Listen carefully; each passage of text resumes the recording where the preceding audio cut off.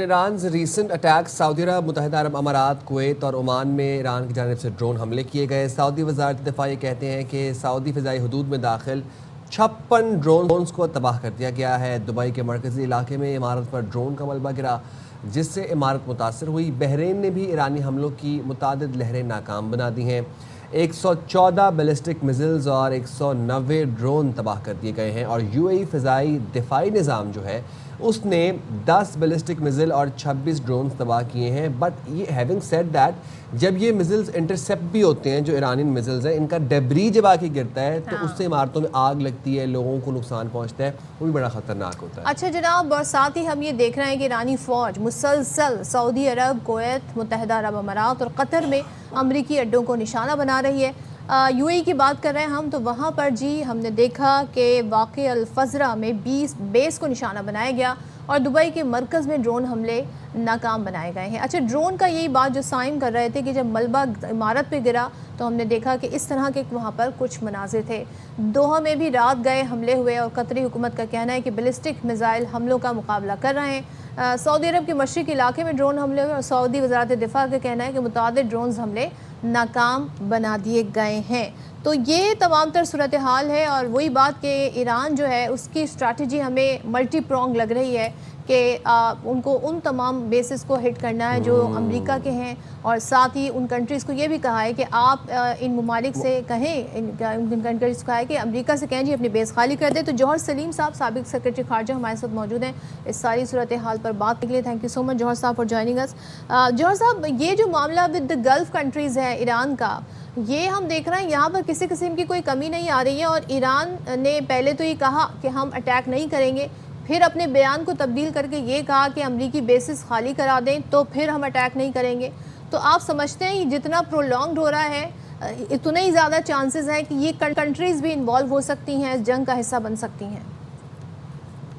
جی، ابھی تک تو ان کنٹریز نے، خلیجی ممالک نے بہت ہی تحمل کا مظاہرہ کیا ہے، اور یہ نہیں کہ ان کے پاس کوئی ملٹری پرویس نہیں ہے۔ یہ ان کا دیکھیں، سعودی عرب کا جو ہے ملٹری بجٹ، وہ پاکستان کے ملٹری بجٹ سے، ایران کے ملٹری بجٹ سے کہیں زیادہ ہے، کئی گنا زیادہ ہے۔ اس طرح باقی خلیجی ممالک کے پاس بھی، ان کے پاس لیٹسٹ جنریشنز کے پلینز ہیں، لیٹسٹ جنریشن کے میزائلز ہیں، باقی چیزیں بھی ہیں ساری۔ تو ایران سے ان کے کئی زیادہ سوفسٹیکیٹڈ ویپنز ہیں، لیکن ابھی تک وہ بالکل جو ہے نا، وہ اس کا حصہ نہیں بننا چاہتے اس جنگ کا، ایران کا جہاں تک تعلق ہے۔ لیکن ساتھ ہی ساتھ میں یہ بتاتا چلوں کہ وہاں پہ فیلنگ یہ ہے خلیجی ممالک میں کہ یہ ایک گریٹ بیٹریل ہے۔ وہ سمجھتے تھے کہ ایران کبھی ایسا نہیں کرے گا، اور یہ ایران نے، ٹھیک ہے، انہوں نے اپنا یہ لیوریج پلے کر دیا ہے اس جنگ میں۔ وہ تو اس وقت آل ان ہے، جس کو کہتے ہیں نا انگریزی میں، کہ انہوں نے جو بھی ان کے پاس سارے کارڈز تھے، جو بھی ان کے پاس لیوریجز تھیں، سب انہوں نے پلے کر دیے ہیں۔ بے شک وہ اب نئے ہرمز کی بندش ہو، امریکن بیسز پہ اٹیکس ہوں، اور خلیجی ممالک پہ اٹیکس ہوں، اسرائیل پہ اٹیکس ہوں، لیکن اس سے پھر دیکھیں پھر آپ کو لانگ ٹرم اس کا بعد میں نقصان بھی ہوگا، کیونکہ پھر یہ ملک کبھی ٹرسٹ نہیں کریں گے ایران پہ، کیونکہ وہ یہ ملک سمجھتے ہیں کہ ایران نے ایک ریڈ لائن کراس کی ہے۔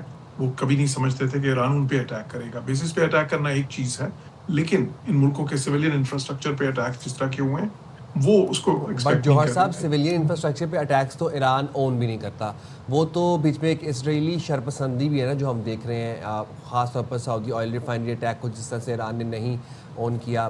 اینڈ آلسو گریٹ بیٹریل، ایران کا امریکی جو بیسز ہیں خلیجی ممالک میں، GCC کنٹریز میں، اس پہ حملہ کرنے کو کہیں گے، یا پھر ان خلیجی ممالک میں امریکن ملٹری بیسز ہونے کو گریٹ بیٹریل کہیں گے؟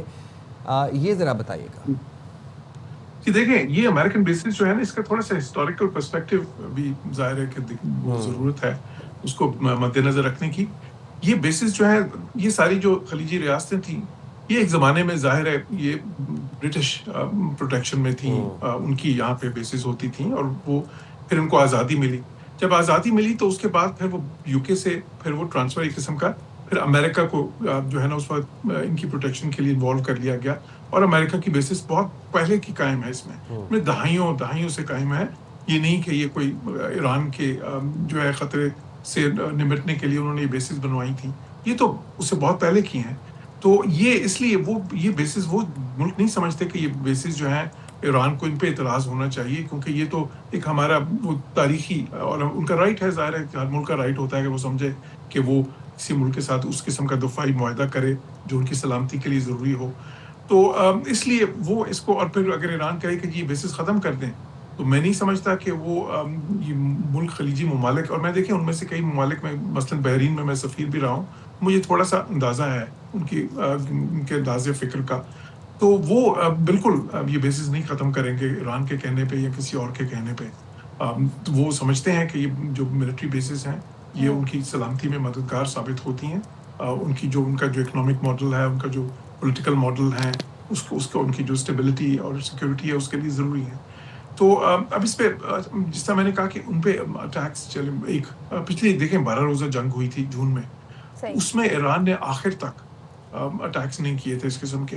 لاسٹ دن پہ وہ صرف 1-2 میزائلز کے طرف کی ملٹری بیس جو ہے امریکہ کی وہاں پھینکے تھے, لیکن وہ بھی پہلے بتا کے تاکہ وہاں پہ کوئی نقصان نہ ہو سکے, اور انٹرسیپٹ ہو گئے, صرف آپٹکس تھے.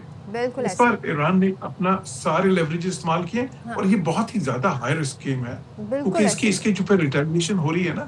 اب جی دیکھیں امریکنز نے ابھی جس طرح خرق آئلینڈ پہ بومبنگ کر دی ہے, بڑی مس کیلکولیشن امریکہ سے ہوئی, یہاں پر ہم دیکھ رہے ہیں. تھینک یو سو مچ جوہر سلیم صاحب, بہت شکریہ.